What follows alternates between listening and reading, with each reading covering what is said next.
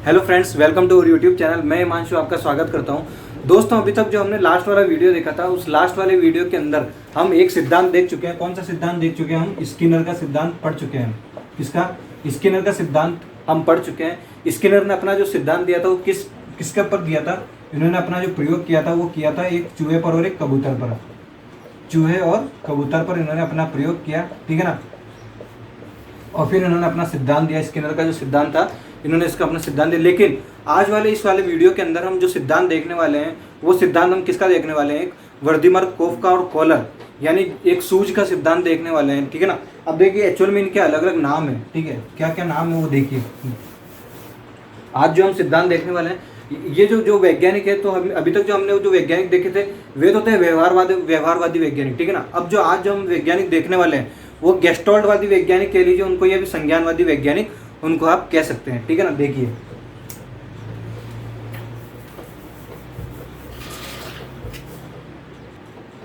तो क्या है कि देखो, संज्ञानवादी कहते हैं, क्या कहते हैं ये जो वैज्ञानिक, देखो हमने दो पढ़े थे। एक तो पढ़ा था एक व्यवहारवादी, एक पढ़ा था हमने व्यवहारवादी, और एक देखा था हमने संज्ञानवादी, ठीक है ना। एक हमने देखा संज्ञानवादी। अब देखिए इन दोनों में डिफरेंस क्या है। अब हमने जो पहले डिफरेंस देख लिया था, व्यवहारवादी क्या कहते हैं? व्यवहारवादी ये कहते हैं कि आपको जो भी अधिगम होता है ना, इनके अनुसार जो अधिगम होता है वो कैसे होता है? इनके अनुसार अधिगम होता है आपको अभ्यास और प्रशिक्षण के द्वारा। कैसे? अभ्यास और प्रशिक्षण के द्वारा। अभ्यास, प्रशिक्षण और अनुभव के द्वारा आपको क्या होता है? अधिगम होता है। जबकि संज्ञानवादी क्या कहते हैं? संज्ञानवादी ये कहते हैं कि आपको जो अधिगम होता है वो एक सूझ के द्वारा होता है, यानी कि अ बोल्ट ऑफ लाइट कह दीजिए, या फिर यूँ कह लीजिए कि एक वो होता है ना कि एक आइडिया, मतलब अचानक कोई आइडिया आना।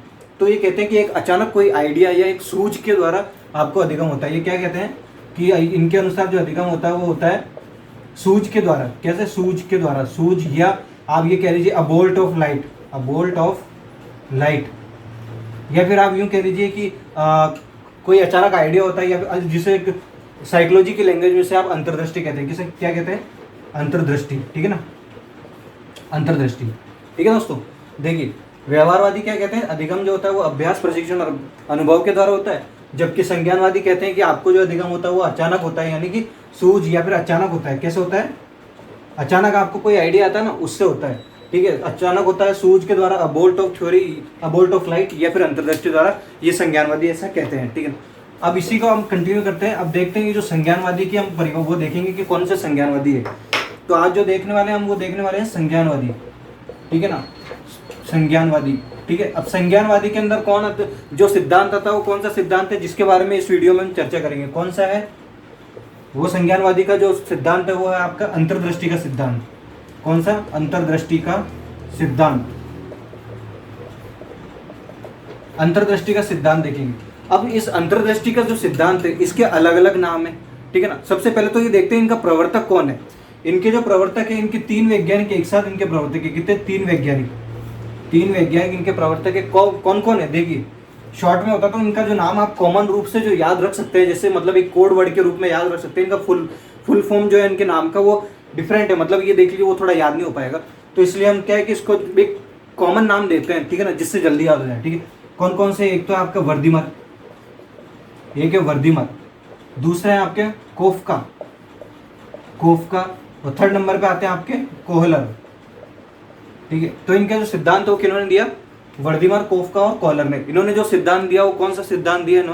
इन्होंने दिया अंतर्दृष्टि का सिद्धांत, ठीक है। अब इन्होंने ये जो सिद्धांत दिया तो इसको अलग अलग नाम भी दिए, यानी कि एक तरह से वो होता है ना कि पर्यायवाची, जैसे कि हमने तो थोंडाइक के सिद्धांत में भी देखा, पावलोव के सिद्धांत में भी देखा, ठीक है ना। वैसे अंतर्दृष्टि का जो सिद्धांत दिया वर्दीमर, कोफका, कॉलर ने, इन्होंने भी इस सिद्धांत को अलग अलग नाम दिए। कौन कौन से नाम दिए? देखिए, नाम देखते हैं हम इनके।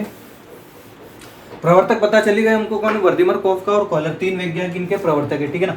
अब इनके जो नाम है, इनके उपनाम देख लीजिए। क्या है इनके उपनाम? उपनाम क्या क्या है? एक तो है इनका उपनाम सूझ का सिद्धांत। किसका सिद्धांत? सूझ का सिद्धांत, ठीक है ना। दूसरा आप ये कह सकते हैं अ बोल्ट ऑफ लाइट। इंग्लिश में आप कह सकते हैं अ बोल्ट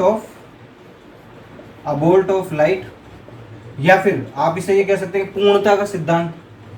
पूर्णता या फिर समग्रवाद का सिद्धांत, ठीक है ना।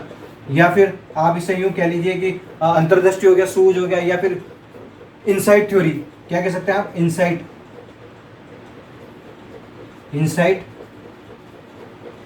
इनसाइट थ्योरी आप नाम दे सकते हैं, ठीक है। और एक सबसे मेन क्या है, इनको नाम दे सकते हैं आप गेस्टोल्टवाद का सिद्धांत, गेस्टोल्टवाद का सिद्धांत, ठीक है ना। समग्रवाद का सिद्धांत बोल सकते हैं, पूर्णता का सिद्धांत बोल सकते हैं, गेस्टोल्टवाद का सिद्धांत बोल सकते हैं, सूझ का सिद्धांत बोल सकते हैं, अंतर्दृष्टि का सिद्धांत बोल सकते हैं, इनसाइट थ्योरी आप बोल सकते हैं।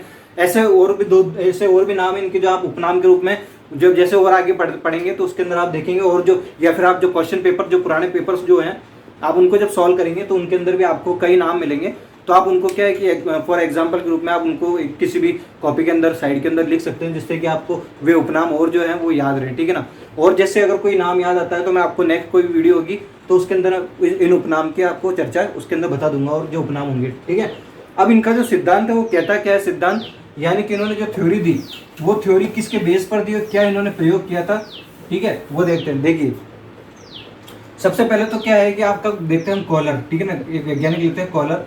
कॉलर क्या कहते हैं, कॉलर ने जो सिद्धांत दिया ये कहते हैं कि अधिगम जो होता है वो एक सूझ के द्वारा होता है, यानी कि एक अचानक होता है, ये कोई आइडिया आता है, आपको लगातार प्रयास करते हैं, मतलब आप अभी तक जो आपने देखा था कि अधिगम जो होता है वो एक अभ्यास के प्रशिक्षण और अनुभव के द्वारा होता है, जबकि ये कहते हैं कॉलर कि जो अनुभव मतलब जो अधिगम होता है वो अचानक कोई सूझ के द्वारा होता है, यानी कि अचानक कोई आपको आइडिया आता है उसके द्वारा होता है, ठीक है ना।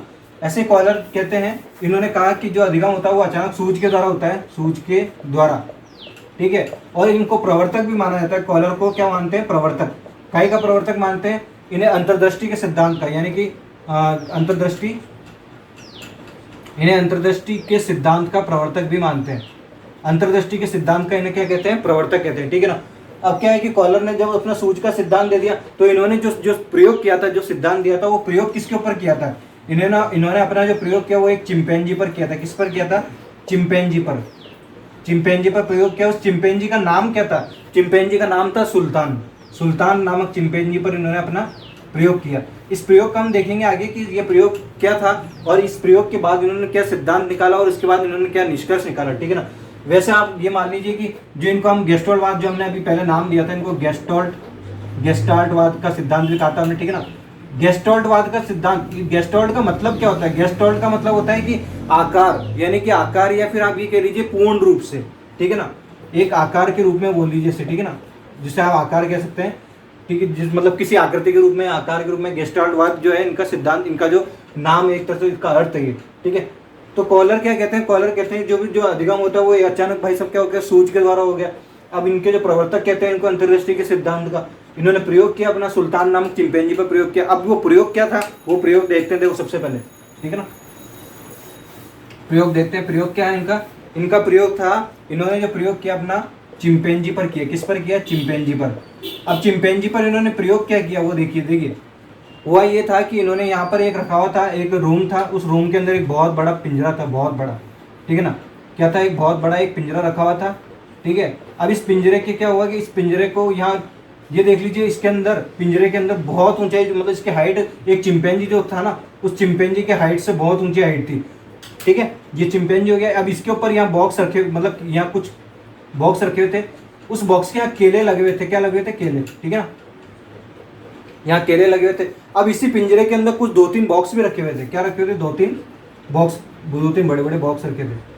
तो अब क्या करते हैं, कॉलर क्या करते हैं, चिंपैंजी को वो बोलते हैं कि हमें, और यहाँ पर मतलब ये पिंजरे के बाहर एक छड़ रखी हुई थी, कौन सी, एक छड़ रखी हुई थी, यानी कि कुछ भी बोल लीजिए आप इसको, एक छड़ रखी हुई थी। तो ये बोलते हैं कि कॉलर कि इन्होंने जो प्रयोग किया था सुल्तान नामक चिंपैंजी पर, तो प्रयोग ये किया था कि जो बॉक्स की यहाँ जो ऊपर की जो छत की तरफ जो केले लगे हुए थे, तो इस सुल्तान को क्या करना था, वह केले लेने थे, यानी कि उसको प्रयास करना था और वो केले खाने थे। तो सुल्तान क्या करता है, ये पहले तो बहुत प्रयास करता है, ठीक है ना, यानी चिंपैंजी का नाम है सुल्तान, तो पहले तो ये बहुत प्रयास करता है लेकिन इसको वो केले नहीं मिलते हैं। फिर ये क्या करता है कि अपना लगातार प्रयोग करने के बाद जब इसको ये सफलता नहीं मिलती तो इसको अचानक ध्यान आता है, ये क्या बॉक्स लेता है, इन बॉक्सों को एक एक करके बॉक्स जमाता है। जब बॉक्सों के ऊपर चढ़ता है तो भी इसके हाथ में केले नहीं आते हैं, ठीक है ना, यानी इसने 2-3 बॉक्स थे तो उन 2-3 बॉक्सों को जमा दिया। उन बॉक्सों को जमाने के बाद भी ये केलों को लेने का प्रयास कर रहा था लेकिन केले इसके हाथ में नहीं आए। फिर इसने क्या किया, एक छड़ रखी हुई थी, तो कैसे न कैसे करके उसने उस छड़ को ले लिया और उस छड़ को लेके इसने जोर से उस छड़ को लिया और अचानक उस छड़ को मार दिया, यानी कि इसको अचानक ही सूझ आई कि बाहर जो छड़ है क्या पता उससे हो जाए। तो इसने इस छड़ को लिया और अचानक उस केले पर मारा और वो केले टूट गए और वहां से उसने केलों को खाकर अपनी भूख समाप्त की। यानी कि कॉलर क्या कहते हैं, कॉलर कहते हैं कि चिंपैंजी जो था सुल्तान, इसने बहुत सारे प्रयोग किए लेकिन इसको अचानक एकदम सूझ आई कि क्या पता इससे जो छड़ रखी हुई, क्या पता इससे ये केले टूट जाए। तो इसलिए बोलते हैं कि जो भी अचानक जो हमको अनुभव होता है, यानी कि जो अधिगम होता है वो अचानक होता है, यानी कि सूझ के द्वारा होता है। और ये कहते हैं कि हम अधिगम को, ये कहते हैं हम अधिगम को यंत्रवत नहीं मानते। क्या नहीं मानते? यंत्रवत नहीं मानते। यानी कि ये बोलते हैं कि कोई लगातार चलने वाली प्रक्रिया नहीं है कि भाई जैसे कि पहले ये चीज होगी उसके बाद नेक्स्ट कोई चीज होगी, ये ऐसे नहीं कहते। ये कहते हैं अधिगम जो होता है वो अचानक सूझ के द्वारा होता है। अ बोल्ट ऑफ लाइट, यानी कि कोई आइडिया आपको अचानक आया, जैसे कि इनको छड़ लेने का आइडिया अचानक आया और जैसे छड़ ली केले पर मारा, केले खाया, भूख मिटाई। ठीक है, ये आपका कॉलर का प्रयोग था। तो देखिए क्या है कि कॉलर ने, है ना, कॉलर ने अभी जो हमने प्रयोग देखा, कौन सा देखा था? हमने प्रयोग देखा था कि चिंपैंजी नामक जो वो था, क्या बोलते हैं, चिंपैंजी का नाम था सुल्तान, तो उनके ऊपर जो प्रयोग किया था। तो कॉलर ने इसी के बाद ये बुक लिखी थी, इस प्रयोग के लिए ही बुक लिखी थी। कौन सी? लंगूरों की मनोवृत्ति। लंगूरों की मनोवृत्ति, ये इन्होंने बुक लिखी थी। ठीक है, जिस बुक के अंदर इन्होंने ये प्रयोग किया था। उसके बाद हम बात करते हैं वर्दीमर की। ठीक है, वर्दीमर क्या बोलते हैं? वर्दीमर ने 1911-12 के अंदर, 1911-12 के अंदर जो अपना प्रयोग किया, वो जो प्रयोग किया या जो सिद्धांत जो किया था वो किस पर किया था? एक चलचित्र पर किया था। ठीक है ना, चलचित्र पर इन्होंने अपना जो प्रयोग किया था वो किया। और उसके बाद इन्होंने ये सिद्धांत दिया कि भाई साहब जो अधिगम होता है वो अचानक होता है, यानी सूझ के द्वारा होता है। यानी इन गेस्टोल्ट वादियों ने क्या कहा? इन गेस्टोल्ट वादियों ने कहा कि जो भी अधिगम होता है वो अचानक होता है, यानी एक सूझ के द्वारा होता है। ये इनका फाइनल था। और इन्होंने उसके बाद एक परिभाषा भी दी। वो जो परिभाषा दी वो किसने दी थी, ये देखते हैं हम। ठीक है ना, एक्चुअल में ये जो परिभाषा दी थी आपकी, इन्होंने जो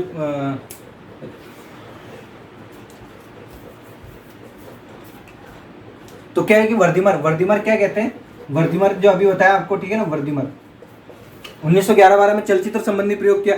ठीक है ना, अब चलचित्र संबंधी जो प्रयोग किया उसके बाद इन्होंने ये कहा था कि चलचित्र संबंधी कौन सा प्रयोग किया था इन्होंने? चलचित्र संबंधी प्रयोग किया। और उसके अंदर इन्होंने, इस प्रयोग के अंदर ये बताया कि पूर्णता के अंदर जो विशेषता होती है ना, वो उसके भागों में नहीं होती। यानी कि ये बोलते हैं, यानी कि पूर्णता पर पूरा ध्यान देते हैं। ये बोलते हैं कि पूर्णता में जो विशेषता होती है वो उसके भागों में नहीं होती है। जैसे कि हमने एक सिद्धांत का एक नाम और भी पढ़ा था, कौन सा? पूर्णता का सिद्धांत या समग्रवाद का सिद्धांत। ये एक नाम ये भी पढ़ा था हमने। ठीक है ना, पूर्णता का सिद्धांत या समग्रवाद का सिद्धांत। इसलिए वर्दीमर कहते हैं चलचित्र संबंधी प्रयोग दिया और कहा कि पूर्णता में जो विशेषता होती है वो उसके भागों में नहीं होती। ठीक है, इसके बाद गेस्टोल्ट वादियों ने एक परिभाषा भी दी और परिभाषा के बाद इन्होंने कुछ जो शब्द थे उनका प्रयोग किया। ठीक है, अब वो परिभाषा देखते हैं, परिभाषा क्या थी। इसके अंदर कहते हैं गुड़ जो विज्ञान वो कहते हैं सूझ क्या है? इसको जो शॉर्टकट तरीके से ऐसे याद कर लीजिए, इसको तानिया।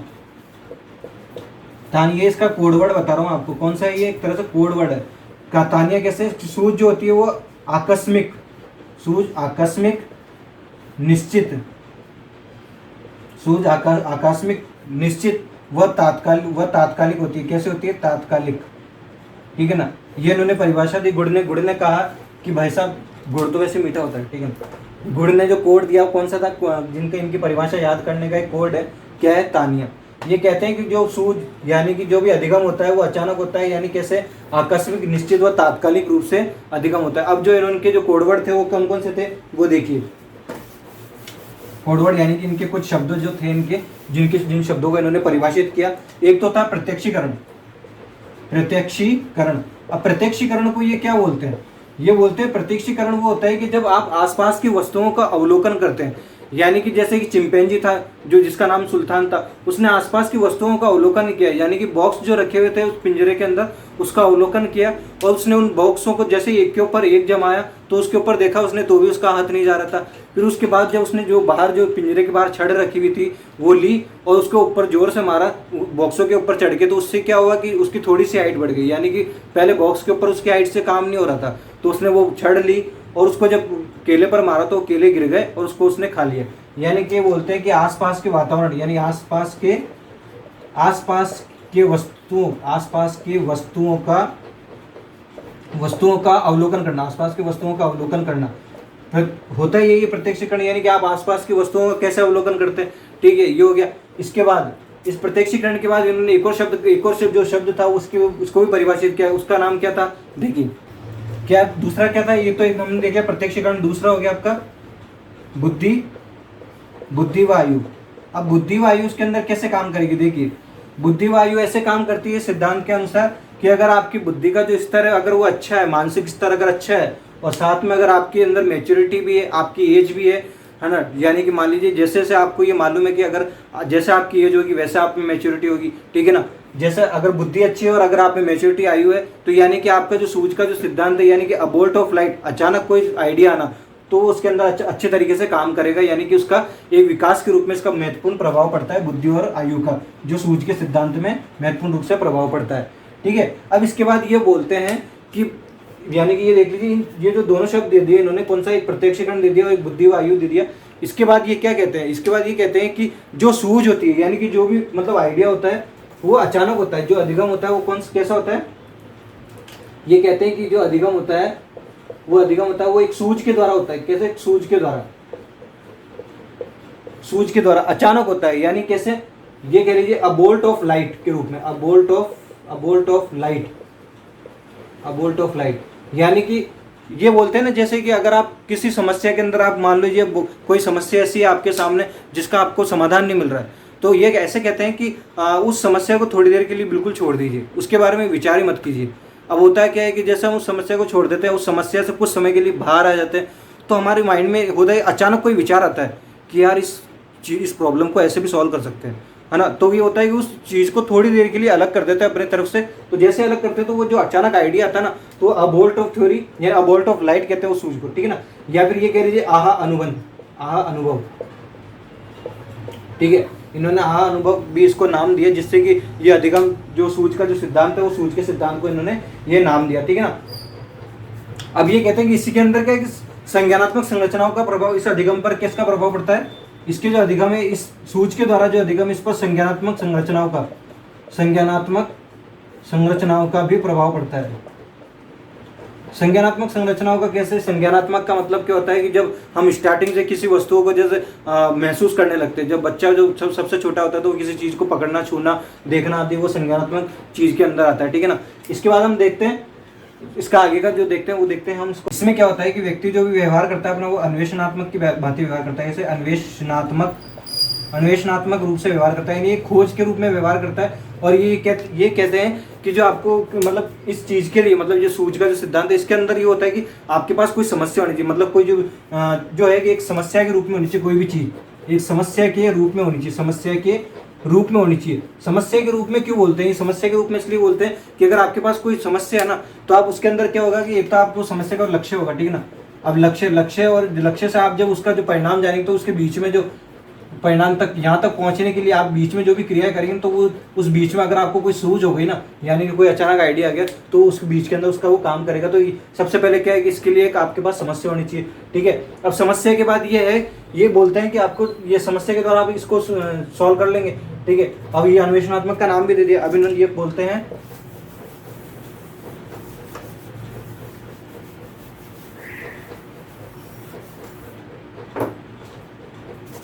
कि किसी भी परिस्थिति का अध्ययन करने के लिए जो है एक समस्या होनी, ठीक है ना। अब समस्या के अंदर भी एक चीज है, क्या, इस समस्या के अंदर जो आप जो चीज करते हैं, तो इसके अंदर एक शब्द आता है निष्क्रियता का शब्द। कौन सा, निष्क्रियता एक शब्द आता है। निष्क्रियता का क्या मतलब होता है, जब आपके सामने कोई समस्या, कोई प्रॉब्लम होती है ना, तो आप क्या कहते हैं उसको, जैसा अभी पहले बताया था मैंने, उसके बारे में सोचते रहते हैं, लेकिन आप उससे थोड़ी देर के लिए बाहर आ जाइए, तो जैसे थोड़ी देर से बाहर आएंगे तो अचानक आपको कोई आइडिया आएगा कि इस चीज़ को ऐसे भी सॉल्व कर सकते हैं। वही निष्क्रियता है, यानी कुछ समय के लिए उस प्रॉब्लम से बाहर आना और अचानक उसके बारे में कोई आइडिया आता है जिसको हम उसको सॉल्व कर सकते हैं। यह इसका आपका निष्क्रियता का सिद्धांत है, ठीक है ना। देखिए क्या है कि डंकर, एक वैज्ञानिक आते हैं डंकर, उन्होंने 1945 के अंदर इसका खंडन किया। क्या किया, इसका खंडन किया। वे कहते हैं कि जो मतलब एक तरह से वो कहते हैं कि अधिगम जो होता है वो हो सकता है कि किसी प्रॉब्लम का आप जो सॉल्यूशन है वो कर सकते हैं कि एकदम सूझ के द्वारा, लेकिन जो अधिगम होता है ना, वो इनके द्वारा ये बोलते हैं कि मेरी तरफ से तो भाई अधिगम वही होता है कि आप अभ्यास और प्रशिक्षण के द्वारा करते हैं। कैसे, अभ्यास और अनुभव के द्वारा ही आपको अधिगम हो सकता है, ये ऐसा ये कहते हैं, ठीक है ना। ये डंकर ने कह दिया। अब इसके बाद ये है इन्होंने जो खंडन कर दिया इसका, अब खंडन किया तो इन्होंने ये भी बता दिया कि भाई अभ्यास और अनुभव मैं तो इसी के माध्यम से मानता हूँ। क्या है कि हम इसका जो अंतिम रूप से देखते हैं शैक्षिक निहितार्थ क्या निकलता है। इसका जो शैक्षिक निहितार्थ है वो क्या है, देखिए शैक्षिक रूप से निहितार्थ देखते हैं, इसका जो फाइनल निष्कर्ष निकलता है वो शैक्षिक निहितार्थ। शैक्षिक निहितार्थ क्या होता है? शैक्षिक निहितार्थ ये है कि जो मतलब इसको कहाँ कहाँ पर आप काम में ले सकते हैं। इसमें शैक्षिक निहितार्थ के अंदर ये कहता है कि इससे आप है ना केवल बालकों के ऊपर मतलब जो है कि उच्च कक्षा के अंदर इसको आप काम में ले सकते हैं। किसमें? उच्च कक्षा स्तर के बालकों के ऊपर इसको काम में ले सकते हैं, ठीक है। दूसरा ये कहते हैं कि जो गेस्टोल्टवादी ये कहते हैं कि हम हमारे द्वारा ही गेस्टोल्टवादी, यानी कि आपने वो जो पढ़ा होगा ना क्या बोलते हैं पाठ योजना, इकाई योजना, अगर आपने बीएड बीएसटी से जो भी किया है तो उसकी तो उनके जो प्रवर्तक है ना, जो मतलब पाठ योजना और इकाई योजना, पाठ योजना और इकाई योजना का जो प्रवर्तक वो यही है। कौन है? ये गेस्टोल्टवाद। पाठ योजना और इकाई योजना के जो प्रवर्तक है ये दोनों ये, ठीक है ना। यानी कि एक उच्च कक्षा स्तर पर आप इसको काम में ले सकते हैं गेस्टोल्टवाद, और ये कहते हैं कि पाठ योजना इकाई योजना जो प्रवर्तक मानते हैं। तीसरा आप ये कह दिए कि ये बोलते हैं कि किसी भी चीज़ को अगर कोई पाठ योजना या कोई कठिन का स्तर है, बहुत ज़्यादा कोई चैप्टर कठिन है, तो उसको अंशों में करके पूर्ण से अंश की ओर ध्यान देते हैं। किससे? पूर्ण से अंश की ओर जाते हैं, पूर्ण से अंश की ओर, ठीक है। और ये जो इनकी विधि ये परंपरागत नहीं है, ये बोलते हैं हमारी जो विधि है परंपरागत यानी प्राचीन रूप वाली विधि नहीं, परंपरागत नहीं, ये हमारी विधि आधुनिक है। आधुनिक कैसे है? क्योंकि ये जो ध्यान देते हैं किस पर देते हैं? अन्वेषण पर ध्यान देते हैं। अन्वेषण यानी किस पर? खोज पर ध्यान देते हैं, यानी ठीक है ना। खोज यानी कि बोल्ट ऑफ लाइट के रूप में, यानी अचानक कोई सूझ आना, अचानक सूझ आना, यानी कि अचानक कोई आइडिया आता है उसके ऊपर ध्यान देते हैं। दोस्तों ये इस वाले वीडियो के अंदर हमने अंतर्दृष्टि का सिद्धांत दिया। अगर वीडियो दोस्तों अगर आपको पसंद आए तो लाइक कीजिए, शेयर कीजिए, सब्सक्राइब कीजिए। मिलते हैं आपसे नेक्स्ट वीडियो में। धन्यवाद दोस्तों।